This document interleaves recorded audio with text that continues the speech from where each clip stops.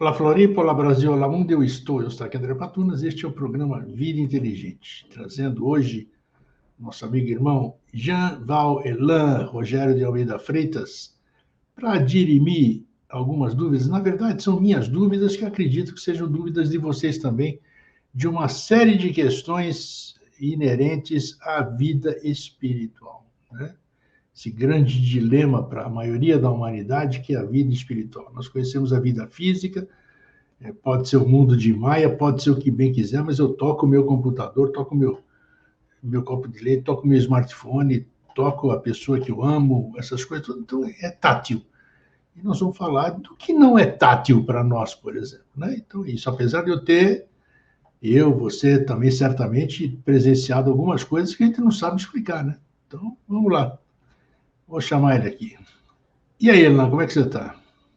Stark, um grande abraço, tudo bem? Prazer enorme estar aqui novamente. Tudo em paz. Prazer é meu também. Elan, vou começar pelas perguntas triviais. Quando o Kardec codificou o Espiritismo, que você conhece bem, porque você já divulgou aqui, que fez até o comentário sobre o Livro dos Espíritos, né? Cada pergunta, né, você fez. Ele, naquele tempo, ele não poderia... Os comunicadores dele, quem eram as pessoas que transmitiram as respostas para o Kardec? Primeira coisa. Segundo, a gente tem, ao longo do tempo, dos anos... Nossa, eu já fui ludibriado, você também deve ter sido, um monte de gente que chamam de espíritos brincalhões. Você pergunta, existe espírito brincalhão? Tal. Então, o que garante que nessa codificação, chamada de codificação do Rivail, do Kardec, quanto a gente pode, apesar de ser naquele tempo, já discutimos isso, existia um grau de entendimento naquele tempo, né, diferente de hoje, como é que a gente pode confiar nessa fonte? Vamos direto ao ponto. Nenhuma mensagem, e aqui repito eu as próprias reflexões e palavras do professor Rivail, de Kardec, nenhuma mensagem pode exibir carimbo de garantia, selo de qualidade, de que ela é uma mensagem, entre aspas, séria e bem intencionada. Não existe como. Mesmo em reuniões as mais protegidas possíveis, as mais cercadas de boa intenção, ainda assim o mundo espiritual é de uma complexidade e de um atrito frequencial, o atrito que ocorre entre campos de frequências distintas, ele é tão constante, ele ocorre milhões de vezes em um pequeno momento, em um segundo. Então, assim, ninguém pode.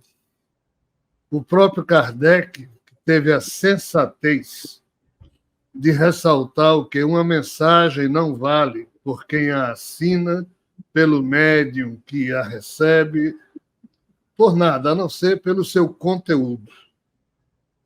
Ele disse isso, Kardec disse isso. Textual e literalmente ele falou isso, eu estou só repetindo o que ele falou, porque, assim, nós temos que entender que o mundo espiritual, por mais que pretensamente o pretendamos conhecer, ou pensamos que o conhecemos, ou pensemos que o conhecemos, mas ele é um desconhecido para nós. Ele se situa além do que o conhecimento, o próprio sentido da epistemologia, que é uma área que se questiona sobre o que é que o ser humano pode conhecer. Né? Nós, humanos, misturamos muito o verbo acreditar com o verbo saber. Na verdade, a gente não distingue. A gente fala, eu acredito em tal coisa, quando essa coisa não é questão de acreditar ou não, é saber. Por exemplo, eu acredito na lei da gravidade. Mas você não tem que acreditar. A lei da gravidade existe. Então, você tem que falar, ou eu sei ou não sei. Então, assim, isso é epistemologicamente falando, o que se pode ter certeza. Sobre o que não se pode ter certezas no âmbito do conhecimento, você tem que criar alguns procedimentos lógicos que lhe deem segurança ou diminua a sua insegurança, mas não que lhe garanta certeza. Certo. E a mediunidade, o espiritismo se situa nisso. O espiritismo errou feio em pretender, tomadas as observações de Kardec, quando ele se referiu à doutrina espírita como algo que tem características e que pode se alicerçar no aspecto filosófico, religioso e científico. Aí o pessoal toma isso como se isso fosse ciência, mas não é.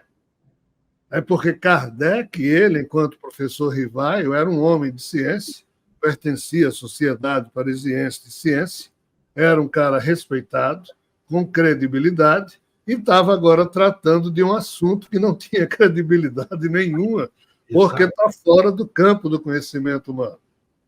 Então, Kardec emprestou, na época, a sua credibilidade profissional para tornar sério um assunto que era visto vulgarmente no âmbito das fofocas, dos hábitos, no âmbito das lendas e das conversas da sociedade parisiense, nos anos 40, 50, 60, 70 do século XIX. Evento este que também estava ocorrendo nos Estados Unidos. Nessa época, Abraham Lincoln estava por lá, mas pouco importa. Então, o primeiro aspecto da sua pergunta, segurança zero. Boa. Não, Chico Xavier não erra, Divaldo não erra, Kardec não erra, erram. Todo mundo erra. Muito bom. Não tem isso. Vale pelo conteúdo. Indo para o outro lado da sua pergunta. Espíritos frívolos, espíritos enganadores, espíritos embusteiros, tá? Existem. Kardec falou isso claramente. E, nas entrelinhas da sua pergunta, há o pressuposto que você transmitiu corretamente, do pressuposto que os espíritos têm, que espíritos falaram com Kardec, espíritos respondiam às perguntas de Kardec. Isso. E tem um quê de exagero. Por quê? Porque, de fato, Kardec, ou melhor dizendo, professor Rivaio, participou muito tempo de reuniões espíritas e ele era um estudioso. Mas não pensem que foram essas reuniões em que o professor Rivaio participou, que foram dessas reuniões que as perguntas e respostas que vieram a compor o Livro dos Espíritos mais tarde surgiram. Não foi. O Livro dos Espíritos, Kardec recebeu ou produziu a partir de 3 fontes distintas. Uma delas, ele próprio recolheu uma ou outra pergunta que ele fez em uma ou outra reunião que ele participou, e um ou outro espírito respondeu, mas essa é a menor parte das 3 componentes que vieram a compor o Livro dos Espíritos. A segunda componente, mais importante, foi Camille Flammarion e outros que, naquela parte do Livro dos Espíritos que se refere ao mundo espírita, que o Livro dos Espíritos é das leis, das causas morais, do mundo dos espíritas, das esperanças e consolações. Então, do que se refere do mundo espírita, Camille Flammarion e outros amigos de Kardec que participavam de outras reuniões, e o próprio Flammarion, mesmo sendo astrônomo, ele era médium também. Aquelas perguntas dessa parte do Livro dos Espíritos, Kardec recebeu-as prontas. Pergunta e resposta. Como também, antes dele se tornar Kardec, isso é um fato da vida dele, ele se encontrou com alguém que ele conhecia, amigo dele de longas datas, e esse alguém também era um estudioso e já frequentava muito mais tempo que Kardec, do que o professor Rivaio, reuniões espíritas lá em Paris. E esse cara foi transferido, me parece, para a Inglaterra, e lá na Inglaterra não tinha essas coisas nessa época, pelo menos que ele soubesse. E ele então disse, Rivaio, já que você se interessa por isso, deixa eu lhe dar esse caderno aqui, porque há anos eu coleciono perguntas e respostas que venho juntando aí nas minhas participações. E, então, assim, esse caderno que Kardec recebeu desse amigo foi quem deu a ideia para ele de fazer isso de uma forma mais... nos termos em que hoje nós conhecemos, a ideia de perguntas e respostas veio exatamente do caderno desse amigo de Kardec. Então, entenda, esse amigo com várias perguntas e respostas prontas. Tá. Flammarion e o grupo de amigos que apoiava Kardec no sentido astronômico, mediúnico. E o próprio Kardec, são essas as três fontes que vieram a compor não só o Livro dos Espíritos, mas, inclusive, outros desdobramentos. Então, assim, lá no Livro dos Espíritos, eventualmente aparece o nome do espírito que deu a resposta, eventualmente não aparece. Tem perguntas e respostas, que você sabe que é o espírito respondendo, mas ali não há citação de quem foi. Em outros casos, Kardec colocou. Por quê? Exatamente por isso. Porque não foi um só método, uma só fonte, um só momento. Aí, só para concluir e devolver a palavra para você, o que é que Kardec também usou como sendo, não um selo de garantia, mas um selo mínimo de qualidade nesse processo? É a questão da universalidade das respostas. Porque, segundo Kardec, e eu coloco umas vírgulas nisso aí, da maneira como a turma entendeu, mas é assim mesmo que ficou, o fato de que vários espíritos estavam falando a mesma coisa através de diversos médiuns em diversas reuniões sobre os mesmos assuntos, garantiria exatamente esse selo de qualidade, vamos assim dizer. Mas isso é exagerado, não era desse jeito, não pode ser desse jeito, não foi desse jeito, mas aí surgiu todo um enredo romântico e assim ficou sendo defendido pelos espíritas a tese de que a universalidade das respostas garantia a sua, entre aspas, segurança de que aquilo era real, que não era espírito, embusteiro e que a resposta estava certa. O pior é que muita coisa não estava. Você praticamente respondeu o que eu ia perguntar agora, exatamente. Então, a credibilidade... Isso aconteceu, o Kardec, você acabou de dizer, eu não conhecia esse procedimento que você passou. Já me satisfez a resposta, eu não sabia qual foi o trâmite do Livro dos Espíritos, Livro dos Médiuns, o Céu e o Inferno e todas as obras que ele fez, né? E não fez sozinho, como você acabou de dizer. Foi muito legal. Ele teve esse processo dele. Você já contou sua história? Você que é uma pessoa em evidência, fala muito sobre isso, todo mundo te conhece e tal, você ficou muito conhecido no Brasil e lá fora. Você contou a tua experiência. Você era um bancário, né? Levava a vida como qualquer um de nós, assim, normal, até que um dia desenvolveu um processo, que você já disse em outras oportunidades. A pergunta é, como é que você se convence ou está convencido? Qual é a segurança que você tem? Qual é a segurança? O alicerce do que você fala está onde? Porque você está sujeito como qualquer um, você está encarnado, você pode receber alguma coisa, mas tem que passar pela densidade do corpo, da mente, tudo. Onde se fundamenta o Rogério de Almeida Freitas, Jean Valjean depois, onde se fundamenta para transmitir, que é uma grande responsabilidade, se há de convir, né? Você fala para milhares de pessoas, tem pessoas que o que o Elan fala é lei, é capaz de brigar, é capaz de quebrar coisa, né? Porque o Elan falou. Ele nem chega a pensar, vamos dizer, o outro falou. Onde você se fundamenta, e a gente percebe que você tem segurança naquilo que você fala, para falar o que você fala sobre o mundo espiritual? O meu grau de segurança é zero. Zero. Eu deixo isso zero, eu deixo isso claro, Tá. desde o primeiro momento em que eu fui obrigado a assumir essa questão.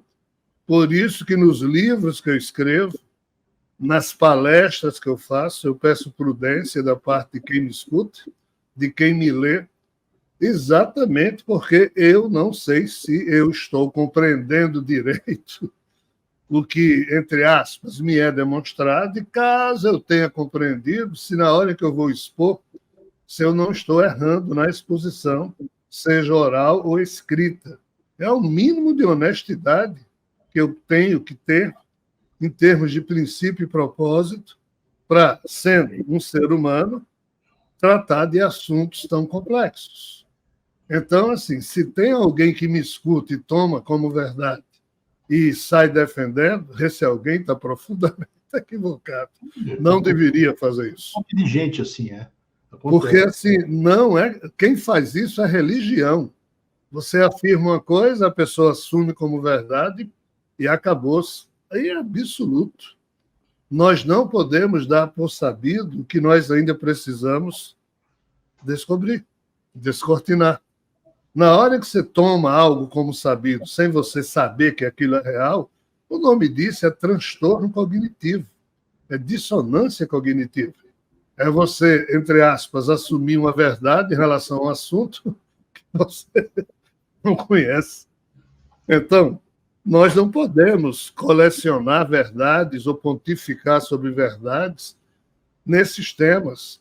Tudo que nós precisamos, eu sempre digo isso, o direito que nós temos é o de semear dúvidas, semear reflexões, semear questionamentos, semear proposições, mas como Immanuel Kant sempre diz, o intelecto humano vale pela sua capacidade de colecionar incertezas e lidar com elas de forma racional e prudente, e se algum dia estas vierem a ser comprovadas, aí se tornam, de fato, certezas. Então, meu irmão Eustáquio, houve um certo momento em que eu digo, cara, eu vou começar a usar pequenos palavrões para tornar menos espiritualista ou menos essa coisa que eu estou sendo obrigado a fazer para que não haja exatamente esse tipo de confusão. Não, mas veja só, eu já te conheço, como já disse aqui, mais de 30 anos. Faz tempo. E eu vi a sua mudança, você mudou já. Mas isso não é questão agora. Agora, quando já escreveu não sei quantos livros, foi instrumento para escrever?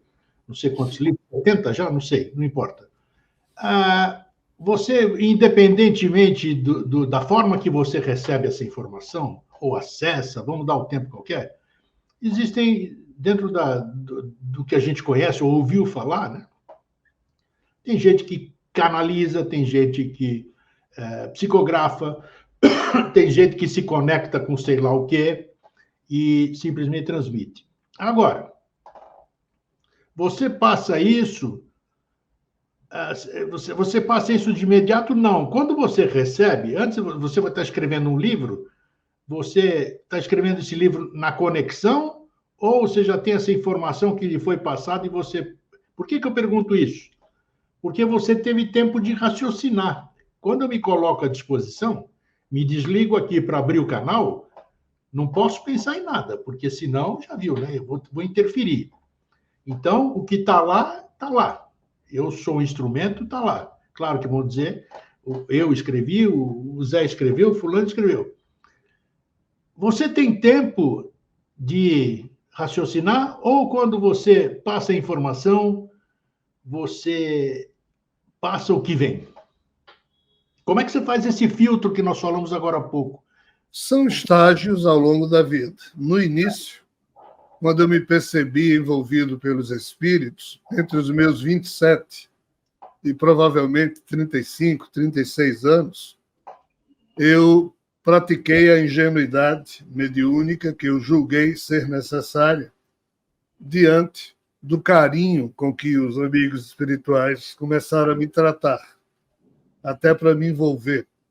Então, assim, nesse estágio, eu estava escrevendo, eu não tinha computador, então aqueles cadernozinhos com arame, né? sem ser do grandão, um tamanho normal, né? Eu já estava escrevendo entre os anos 1990, 1994, provavelmente mais de bem 100 e poucos cadernos, e que depois eu vim entender que cada caderno daquele era um livro. E eu não escrevia numa sequência lógica. À noite eles diziam, pega o caderno 29, vá para a página 40, que eu sempre, as páginas eu contava de forma decimal. Começava a escrever ali, então nesse estágio eu não crivava nada, eu não... Ou seja, era psicografia, vamos assim dizer, automático. Até que eu comecei a receber solicitações de espíritos que terminaram me criando problema filosófico. E aí eu comecei a hesitar com as coisas. Posso até lhe contar uma delas. Conte. 2 espíritos se aproximaram. Eles se aproximaram como sendo espíritos orientais, tipo aqueles olhos, né? Um se chamava Nuyuden, outro... já me esqueci os nomes, mas um era esse aí. Nuyuden e Neidien, alguma coisa assim. E eles disseram, olha, nós somos espíritos. Na época não existia a palavra homoafetividade, era homossexual. Tá. Eles disseram, nós somos espíritos, nós fomos homossexuais, e estamos aqui lhe pedindo para você escrever um livro sobre essa questão. Nós temos muita informação para lhe passar, nós representamos uma comunidade muito grande de espíritos que sofreram quando aí estiveram, e aqui ainda administram essa carga, blá, blá, blá. Eu fiquei olhando para aquilo ali e disse, tá bom. Mas aí eu comecei a escrever com eles e parei, porque foi quando eu comecei a encrencar, a espernear. Sim. Com o fato de você ter que se entregar espontaneamente aos espíritos para eles escreverem o que eles queriam. Digo, estou fora, não vai ser mais assim.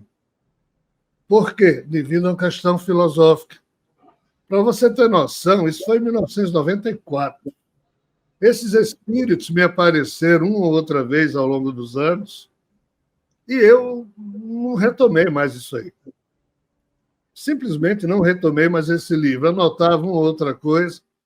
Quando surgiu o Jogo da Imitação, recentemente é um filme maravilhoso, que é um filme que conta a história de Alan Turing, que foi aquele matemático que descobriu o código nazista na Segunda Guerra Mundial e ajudou o nazismo a ser derrotado. Não sei se você viu esse filme.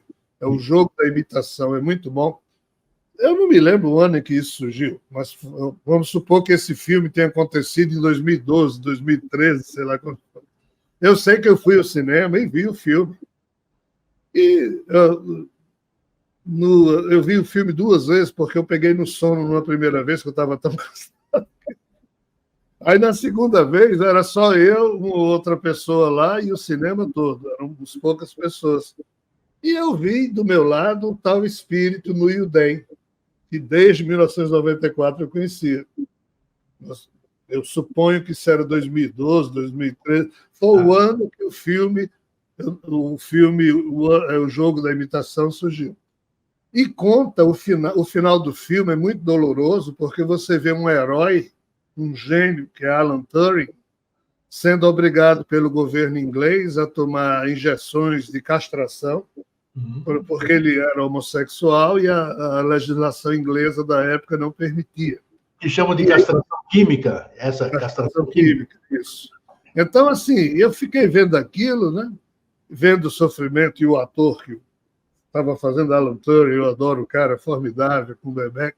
O fato é que, em algum momento, eu notei que o espírito continuava do meu lado, assistindo ali o filme comigo também.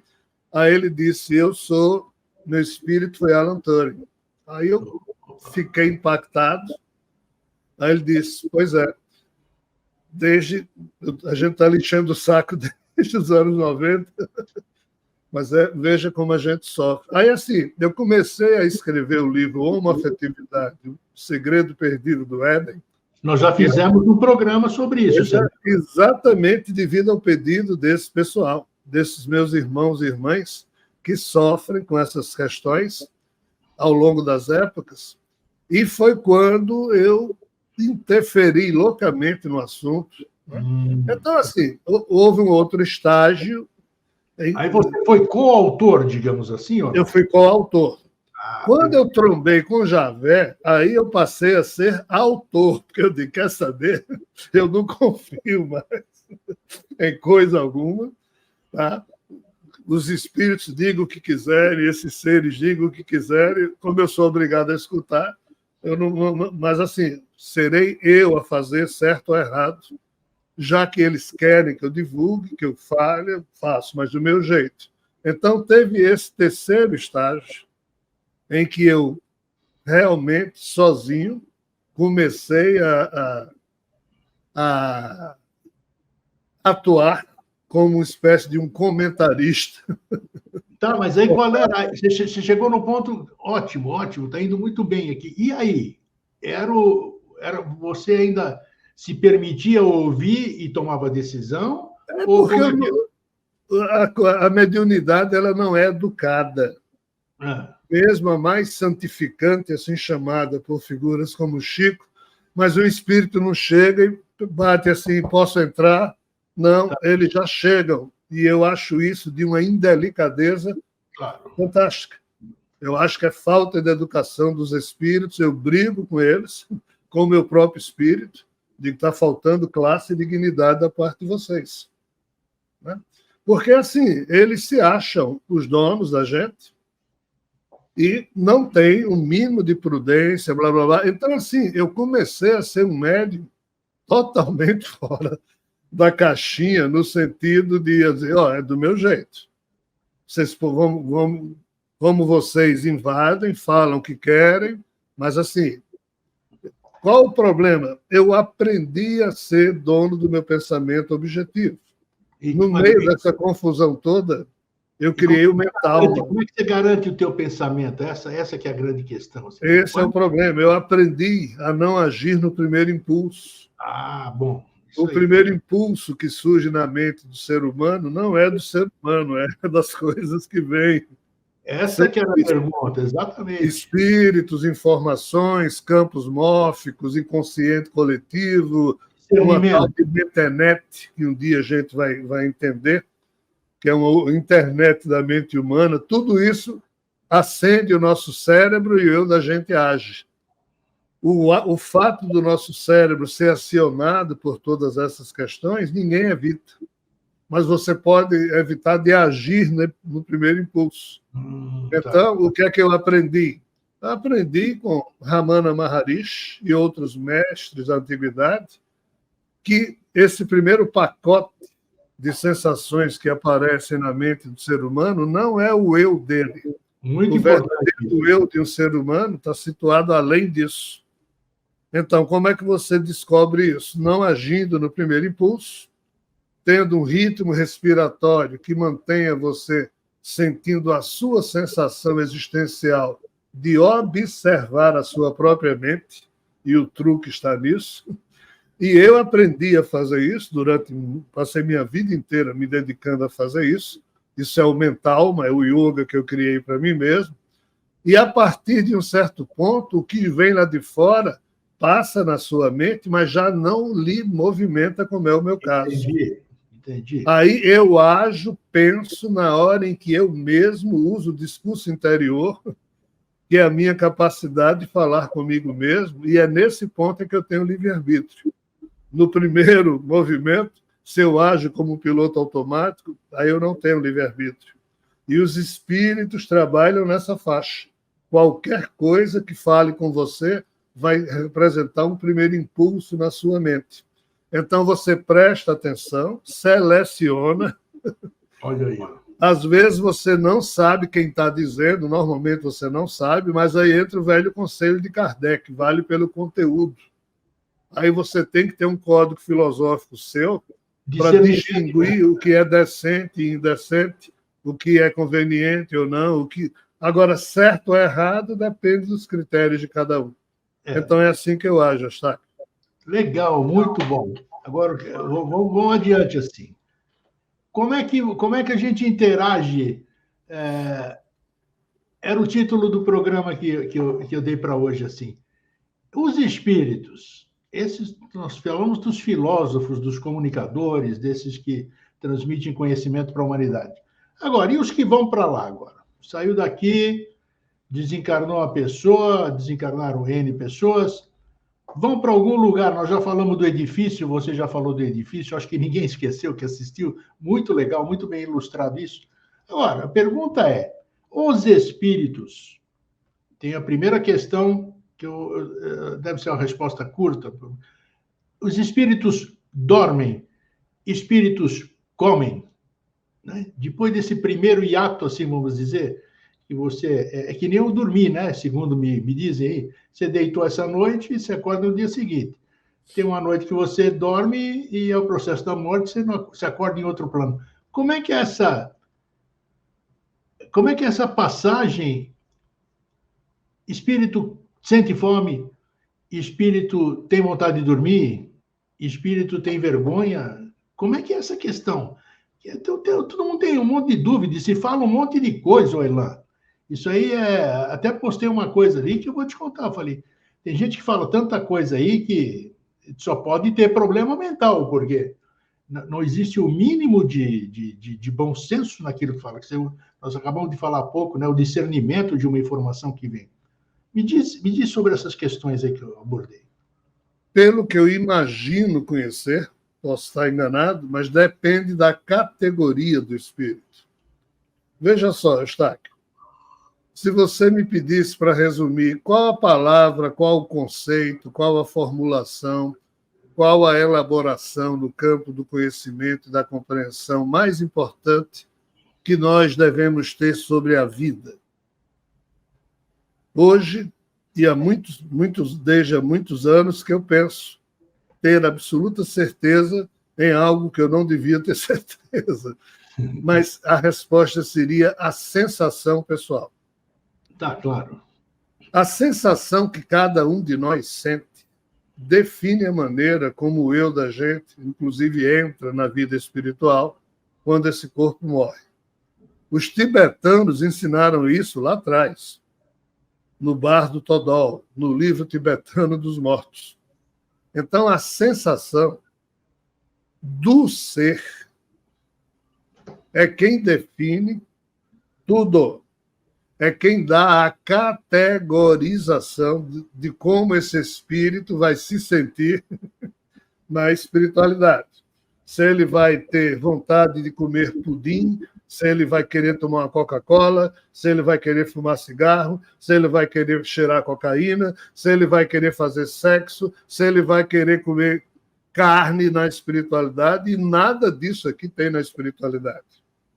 Então, definindo a sua pergunta e respondendo da forma mais objetiva que eu puder. Um espírito tem fome? Depende da categoria, mas só os primitivos têm fome e se alimentam. É um desmame. O espírito que tem fome é um vampiro. Ele vampiriza. Ele retira os eflúvios, o ectoplasma de quem está se alimentando para, assim, na categoria de espírito, ele se sentir alimentado. Que a gente chama de encosto. Eu recebi encosto porque eu bebo. Em tese, sim. Só que espíritos minimamente com sensação de leveza, de equilíbrio, já não tem nada disso. Esses aqui nem se alimentam, nem dormem, nem se cansam. Não, porque a vida espiritual ela não apresenta as mesmas características Sim. dos atributos das necessidades de um corpo físico animal. É um outro tipo de corpo e com uma outra natureza psíquica e um outro padrão de existência. Mas em ambos, o que os liga é a sensação que o eu de Eustáquio está sentindo aí nessa hora, que o eu de Rogério está sentindo aqui nessa hora. Se esses dois corpos morrem agora, o eu espiritual de cada um de nós vai sentir na espiritualidade exatamente o que a gente sente agora. Entendo. Na medida em que o eu da gente se percebe não mais cativo ou hospedado num corpo físico que o defunto está ali caído, e ele se percebe desencarnado, naturalmente nele se desfaz os grilhões que no corpo humano, que ele sente fome a cada 3 horas, a cada 5 horas, quer ir no banheiro, essas coisas desaparecem. Para alguns espíritos, como se fosse um passe de mágica, é outra história. Noutros, há uma certa transição em que, de vez em quando, você se lembra e você mesmo sorri daquilo, porque agora, numa nova situação existencial, aquela sensação animal não mais acontece na sensação do seu eu espiritualizado, tipo ir fazer xixi e defecar. Não tem isso. Tá. Agora, se seu espírito tem uma sensação grosseira e for viciado, seja em pudim, em Coca-Cola, em sexo, que diabo for. Vai vir buscar no plano físico, né? Aí, aqui precisa um desmame. Mesmo você sendo uma pessoa maravilhosa, gente boa, bababá, tranquilo, não há nenhum problema. Esse desmame é providenciado junto às casas espirituais de recuperação, você fica lá um tempo, certo? Sendo bem tratado, tomando uma sopinha meio horrível, mas é o que vai. É uma espécie de um soro espiritual que você toma para ir alimentando a sua parte sensória espiritual, que ainda está muito densa devido aos grilhões que você teve em relação aos seus apetites do corpo grosseiro.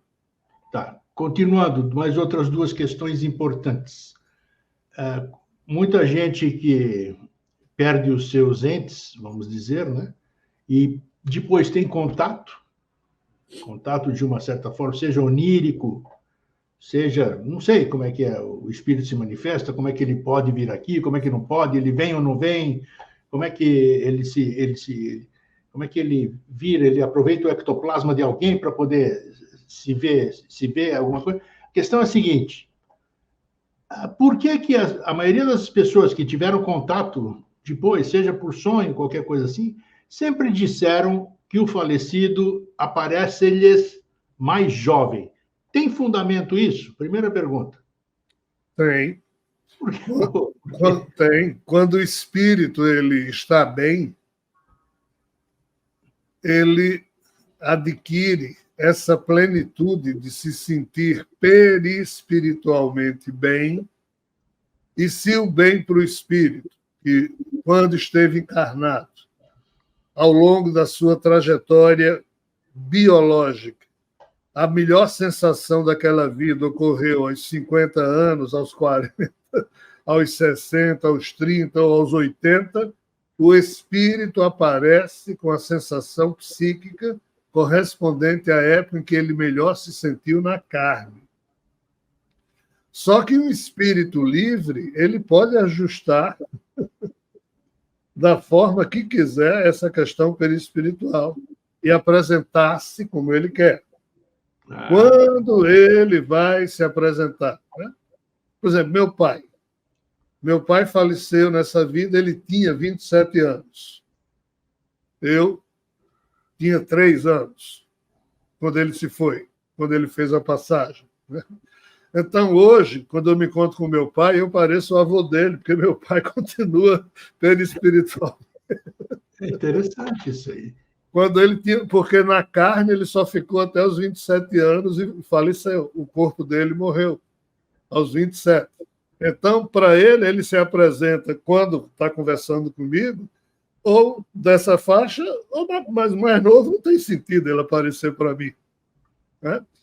Então, se ele está conversando comigo, ele se assume como meu pai. Mas, sei lá, se ele está conversando com alguém que ele foi companheiro de uma vida há 2000 anos atrás, espiritualmente ele já se assume como sendo aquela face lá. Isso para espíritos livres, que não têm karma negativo. Mas se eu fiz merda com alguém, se eu fiz mal a alguém, enquanto aquela minha forma, aquela minha face existencial possuir débitos dos seus corpos de paternidade, Chegou onde eu queria. sempre eu vou ter que padecer com aquele rostinho, com aquela angústia, e é na data ou no tempo da vida em que eu fiz mal às pessoas. Olha só, você chegou onde eu queria, que era a pergunta subsequente. A gente sabe que nós tivemos um monte de parentes, assim, vamos dizer, né? Dizem que a gente reencarna, essas coisas todas. Tivemos pais, vós, bisavós, tataravós, e vai indo lá para trás. A gente passa por lá de lá, a gente quer encontrar as pessoas que nós conhecemos, né? Conhecemos aqui. Encontrei o Rogério, encontrei o Zé, encontrei meu pai, encontrei minha mãe, encontrei minha irmã, né? Mas muitas vezes, ou a maioria das vezes, não encontra ninguém, desses que eu acabei de citar, por exemplo, da última vida, não encontra ninguém, né?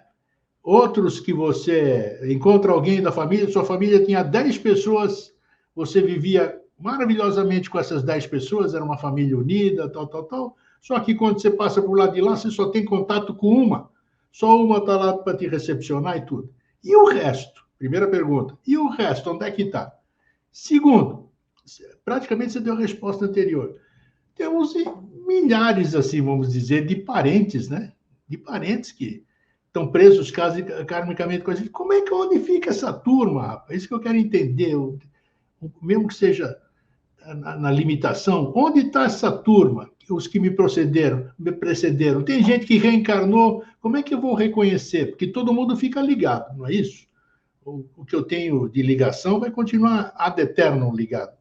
Né? Ou então até vencer um contrato. Como é que é isso, Elan? Acho que você captou o que eu estou perguntando. Sim. A resposta ela não é muito romântica ou agradável.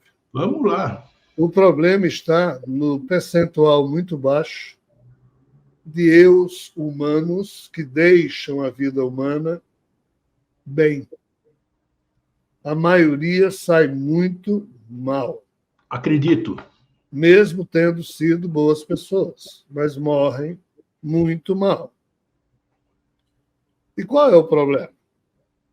O problema é que o andar térreo do edifício lá da metáfora que a gente usou, que é esse que a gente vive, e o primeiro andar, isso é cheio de centros socorristas, de espíritos, né, que trabalham nessas duas faixas asfixiantes para eles. É horrível para um espírito ficar aqui no andar térreo da espiritualidade ou no primeiro andar, porque isso fede as formas pensamento, as formas sentimento nossas, humanas, são horríveis, né, na sua maioria. Então, assim, imagine que uma mãe de alguém que mora lá no 9º andar desse edifício, que tem centenas de andares, e o filho dela está desencarnando agora. Não pensemos que a mãe desse filho vem aqui no andar térreo para ficar do lado do defunto na hora do velório. Não é assim, ninguém aguenta mais. Essa mãe se encontrará com o seu filho na hora em que o eu do filho dela, se puder ir para o andar 9, ele vai. Mas aqui é que está o problema. A maioria da humanidade, quando desencarna, fica por aqui mesmo durante um bom tempo. Ninguém se encontra com ninguém tão facilmente assim. Mas um dia se encontra? Um dia se encontra? Esse um dia é complicado devido ao fluxo das reencarnações. Um dia se encontra, sim. Essa é a pergunta, Cacildo. Agora, esse um dia aí é complicado, entendeu? Porque, assim, eu posso lhe dizer, pelo que eu imagino conhecer dos meus próprios afetos, que nessa vida estavam aqui comigo e agora são espíritos desencarnados. Né? E, como eu lido com muita gente, eu tenho muitos afetos, vamos assim dizer, desencarnados. Eu desconfio que nunca dois deles estão ou estiveram no mesmo andar. E eu estou falando aqui de dezenas. Né? Porque, assim, a coisa é muito complexa. A espiritualidade, ela não escolhe, ela não tem um grupo que lhe agarra pela orelha e puxa daqui para acolá. Não é assim. O corpo físico está aqui, o espírito que nos anima está em algum lugar.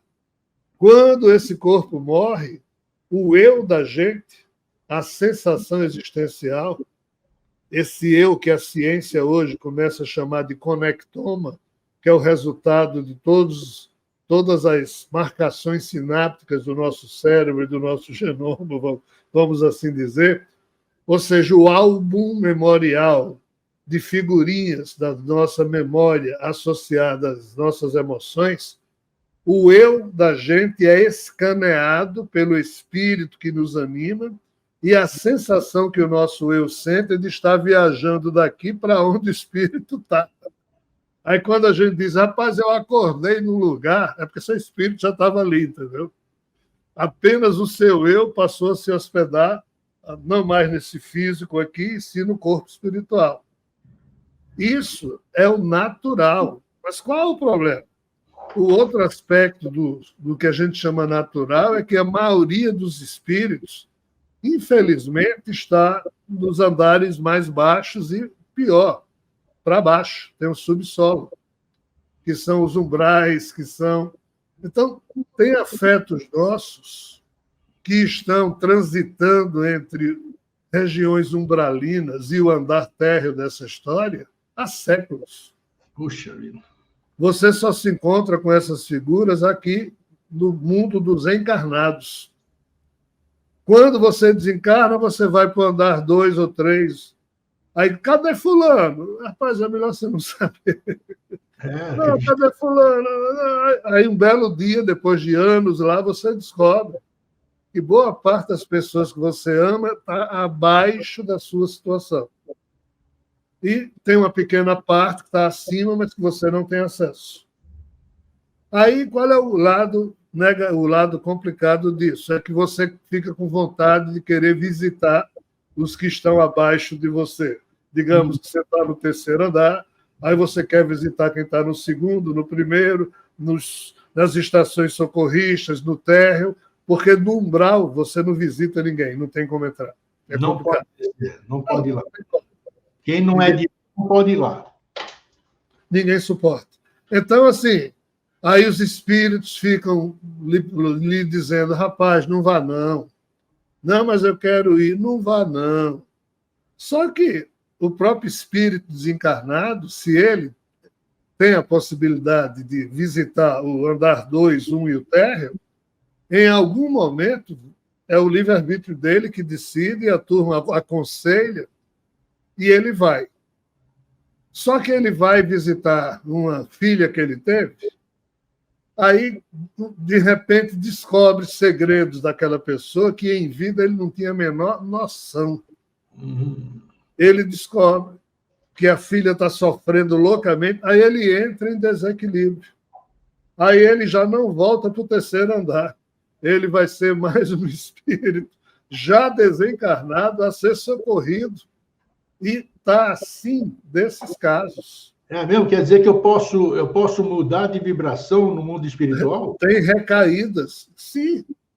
Por isso que muitos espíritos, quando, entre aspas, os seus eus humanos desencarnam, no primeiro conjunto de meses, anos, o que seja, ele fica longe, o máximo de longe possível, para ele se reequilibrar, para ele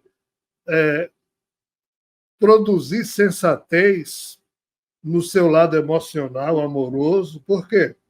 Porque quando você percebe que alguém que você ama está passando por situação horrível, você se desequilibra, seja aqui, seja na espiritualidade. Acredito. Então, como você não vai poder ser útil, às vezes é melhor você não saber, entendeu, cara? Porque ao invés de um dando trabalho, serão dois. E não tem trabalhador espiritual suficiente para cuidar de tanto doente como existe na espiritualidade.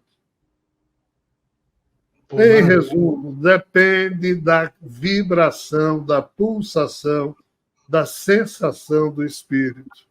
Por isso que no mental a gente insiste loucamente no fato de que o ser humano deve aprender a produzir e a ser gestor da sua sensação existencial, usando para isso exercícios respiratórios e de meditação. Porque se você não praticar isso em vida, na espiritualidade, você vai sentir os efeitos desse problema. Puxa. Bom, para a gente entrar na reta final. Existem, a gente vê hoje com a internet, com toda essa tecnologia, muitas histórias, eu tenho visto muitas, e quando você assiste uma, parece que o telefone começa a te mandar tudo inerente àquelas coisas, né? Eu tenho visto muita criança, por exemplo, muita criança voltando a reencarnar, só pode ser isso. Eu não tenho prova nenhuma, mas só pode ser, porque uma criança de 1 ano ou 2 anos tocar Chopin, falar sobre matemática, tudo isso aqui, ou então falar para o pai, olha, você foi minha mãe. Como que eu fui sua mãe? Tá aqui? Então, eles vão... Tem gente que é persistente, pega endereço, vai atrás, confirma todas essas coisas. Isso no mínimo, é alguma coisa para se ficar com a pulga atrás da orelha. Não é possível. Por que existe, se é que tem resposta, né? Também eu exijo muito de você. Por que existe esse bate-volta tão rápido, Elan? Alguém morre antes da hora? Às vezes, sim, existem acidentes. Existem mundos mentais compensativos, aonde aquilo que não foi minimamente realizado dentro do que poderia ter sido realizado, para que o espírito não perca totalmente o compasso com o resto da sua família espiritual. Às vezes, essas compensações que existem em mundos que a gente poderia chamar de loop mental, que seria o mais adequado, porque é só um artifício, é só uma espécie de um parque temático espiritual, onde ali, em pouco tempo, entre aspas, o eu espiritual realiza coisas que fora demoraria bastante, para que o espírito não se atrase em relação à sua família espiritual, que já está lá na frente, e você aqui está atrasado, para que você não perca o ritmo. Às vezes, o bate-pronto, de fato, acontece. Morreu, voltou. Isso acontece mesmo. O fato de você perder seu corpo aqui, em menos de 1 ano, você já está de volta, ou 2 anos. É raro, mas acontece. E o raro aqui está ficando menos raro, de fato. Exatamente porque as famílias espirituais têm um limite aí. Nós estamos vivendo uma época em que, para o que vai acontecer com a humanidade, em termos de surgimento do transhumanismo, as famílias espirituais vão ter que finalmente se dividir. Essas famílias espirituais, elas estão juntas. Pelo menos a última conformação que teve, a última formatação que teve dessas famílias tem a ver com os exílios vindos de Capela. Aquilo que Chico Xavier descreve no livro A Caminho da Luz, sim, referente à rebelião de Lúcifer. Né? Então, as famílias que lá existiam, biológicas e espirituais, foram sendo transformadas em humanas, isso na sua minoria, e espíritos simples e ignorantes que foram criados passaram a compor grupos distintos. Então, nós temos um painel aí de uns 40 mil anos, em que, ao longo desse período, as nossas famílias espirituais que hoje nós pertencemos foram sendo constituídas. O universo tem 13 bilhões de anos, nós estamos falando só de 40 mil anos, então são várias etapas, vários estágios. Essas famílias espirituais que foram recentemente formuladas ou criadas, ou os espíritos, por ressonância e afinidade, foram se unindo e criando essa vontade de estar junto. Né? Infelizmente, ou felizmente, sei lá, está sendo desfeita agora. Por quê? Porque existe uma preparação mínima no campo de algumas conquistas do espírito, para que este possa participar desses templos de transhumanismo, em que uma espécie de quarto cérebro vai começar a rodar na nossa velha mente humana, onde padrões de consciência superior serão finalmente instaurados na condição do genoma que forma o cérebro dos seres humanos. Então, assim, nem todos os espíritos, aí não é só questão de ter karma negativo ou não. Mesmo alguns que não têm karma negativo, mas pela sua indolência, pela sua inércia, pela sua capacidade, pela sua incapacidade de ter saído de certas zonas de conforto, eles terminaram fazendo das vidas humanas refúgio. E não é refúgio, é lugar de trabalho, lugar de transformação. Então, assim, tem muita gente que passou no Oriente vidas e mais vidas só fazendo yoga. Isso não significa que você está transformando o seu DNA, não. Perfeito. Se o yoga for bhakti, ou seja, bhakti yoga, se for devocional, se for algo que você fica no contentamento permanente, mas transferindo para os outros responsabilidades para que os outros façam as coisas e você está ali num êxtase permanente, enquanto ao seu redor uma porrada de gente está ferrada e você faz vista grossa para isso. Então, assim, é uma questão de cabedal, é uma questão de bagagem consciencial e atributos no campo da conquista. Então, essas famílias estão se separando. Como elas estão prestes a se separar, alguns membros dessas famílias estão num corre-corre grande. Imagina. Aí o pronto, às vezes, acontece para ver se não perde essa locomotiva que está prestes a partir e o número de vagões que ela puxa já praticamente está definido. Legal. Escuta, só para finalizar, me veio aqui a ideia, não sei se você já pensou nisso, você podia criar, que você tem condição para tal, um organograma do mundo espiritual. Você já pensou nisso? Rapaz, os espíritos pediram para eu reescrever todos os livros de Kardec. É mesmo? Eu só fiz a releitura do livro dos espíritos, regravei as 1019 perguntas, traduzindo, transmitindo os comentários, as respostas e os meus comentários atuais no sentido de contribuir com aquilo que o próprio Kardec disse, que a doutrina espírita deveria passar por um escrutínio constante para se adaptar às épocas, senão não teria sentido.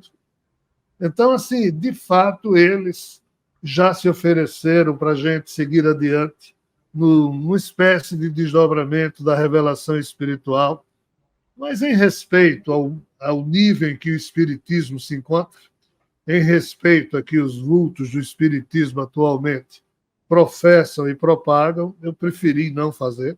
Eu lancei o IESP, que é o Instituto de Estudos Espirituais Profundos, e no IESP a gente fala temas que o Espiritismo não quis falar, temas que o Espiritismo não falou, temas que o Espiritismo não quer falar. Tudo está dentro do projeto Orbum, né, ou não? No IESP a gente fala algumas coisas, mas eu também parei, porque assim, olha, eu não sei se vale a pena, porque assim, bem ou mal, o Espiritismo cumpre a sua função no sentido de consolar, de entregar às pessoas sementes formidáveis de reflexão para que elas progridam, ainda que o movimento espírita esteja estacionado numa mesmice que é de uma infantilidade sem tamanho. Mas, assim, é o movimento, é o que os humanos fazem com o que recebem. Também o catolicismo, o protestantismo, o islamismo tem seus méritos, tem seus problemas. Então, assim, eu resolvi não fazer mais nada nesse sentido para não contrariar sensibilidades além da conta que eu já sei que faço. Entendo perfeitamente. E, mais uma vez, meu querido irmão Jean-Val Elan, eu te agradeço, muito esclarecedor o papo, me satisfez plenamente. São dúvidas que eu tenho e muita gente também tem, porque a certeza, nós todos temos uma certeza de que nós vamos, não interessa se a gente veio de lá ou não veio de lá, mas a certeza é que nós vamos para lá. Para lá, não sei, não é, não sei onde é que é, mas é isso. Você vê todo mundo indo embora, você vai também. Então, é claro que existem dúvidas, vai facilitar. Você disse uma série de coisas. Que andar que eu vou? Como é que pode ser? Eu continuo com algumas perspectivas de arrumar problema lá? Continua. Então, é legal, porque parar um pouquinho de sonhar, né? Achar que tudo são flores e tudo isso aqui. Não, então é legal. Isso é informação, e te agradeço mais uma vez. Falou, meu brother? Grande abraço, obrigado mais uma vez, Gustavo. Até a próxima. A todos. Obrigado. Rapaz, é um papo bom, né? Falar de é difícil, né, gente? Mas é esclarecedor. Pelo menos todo mundo vai pensar, vai agir. Quando você pensa, você se conecta. Quando você se conecta, você se permite. E em se permitindo, a gente desconhece a nossa capacidade. Quem sabe a gente alcance muitas respostas só com as informações que a gente auferiu aqui. Então é isso, gente. Um fraterno abraço, um feliz sempre e até a próxima. Tchau.